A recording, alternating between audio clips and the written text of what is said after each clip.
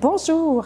Vous le savez, avec Microdose de Science, je souhaite vous communiquer des connaissances scientifiques que mes collègues et moi avons la chance de découvrir en collaborant avec des experts dans le cadre du développement de la programmation du musée. Et pour cette relâche estivale 2023, j'ai pensé vous faire découvrir l'œuvre du Dr Frappier, le chercheur dont le musée est gardien de la mémoire.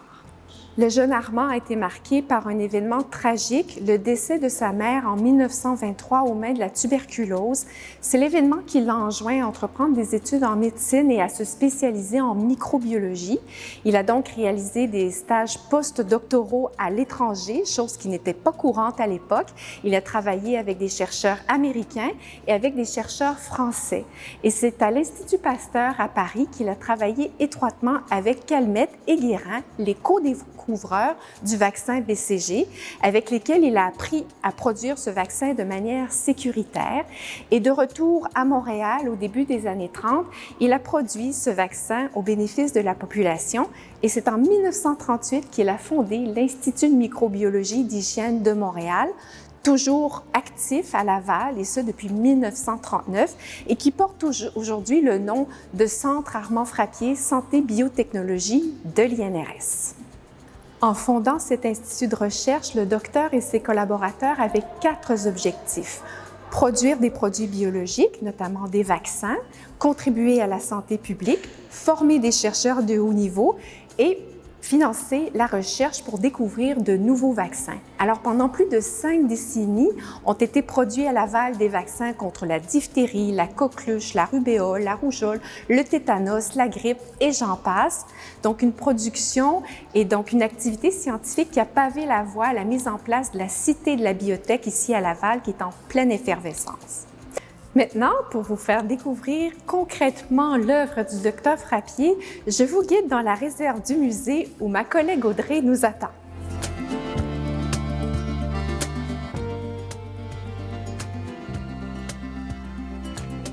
Audrey Bégin-Poisson, tu es notre précieux gestionnaire des collections et des expositions au musée. Merci de nous accueillir dans la réserve.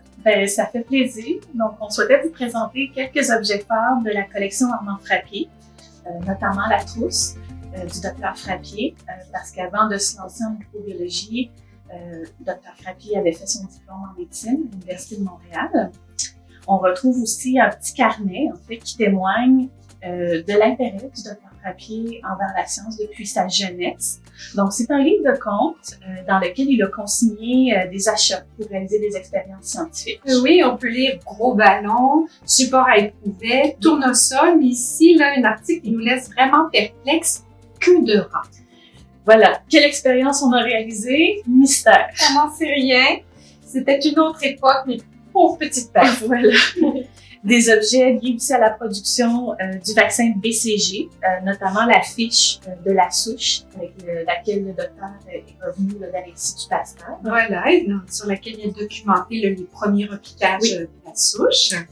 Tube de Hall, ballon de verre. Voilà, dans lequel il conservait la souche, milieu de culture solide ici, la pomme de terre. La fameuse patate. Et voilà, puis dans le ballon de verre, un bouillon de culture, davantage pour la production en tant que telle. Excellent! Oui, puis également aussi des étiquettes des produits pharmaceutiques pour identifier le vaccin. Ah oui, le vaccin BCG. Puis le Dr Frappier a été décoré à moult reprises. Tu peux nous rappeler ici de quelle médaille il s'agit? Oui, il s'agit de la médaille d'officier de l'Ordre de l'Empire britannique. Donc, le docteur a reçu en 1946 pour souligner son effort de guerre durant la Deuxième Guerre mondiale, donc en envoyant des produits de sang, de sérum lyophilisé aux troupes alliées sur le front. Oui, pour la transfusion sanguine. Voilà. Excellent! Et puis derrière nous, 2 objets vraiment synonymes du Dr Frappier. Tout à fait. Donc, un objet un peu plus personnel, son violon. Donc, il s'agit ici de l'original. C'est le vrai violon du Dr Frappier. Celui qui est présenté dans notre exposition permanente, c'est une reproduction. On a fait ce choix-là parce que les conditions ambiantes pouvaient altérer l'objet sur la présentation de l'expo. Donc, on a choisi de garder l'original dans nos réserves précieusement et de montrer au public une reproduction. Ah oui, parce que c'est un objet vraiment témoin là, de l'amour de la musique qu'il lui a transmise son père et qui l'a suivi tout au long de son parcours. Hein. Il a payé ses études en médecine grâce à la musique et puis il a transmis cette passion-là à ses enfants.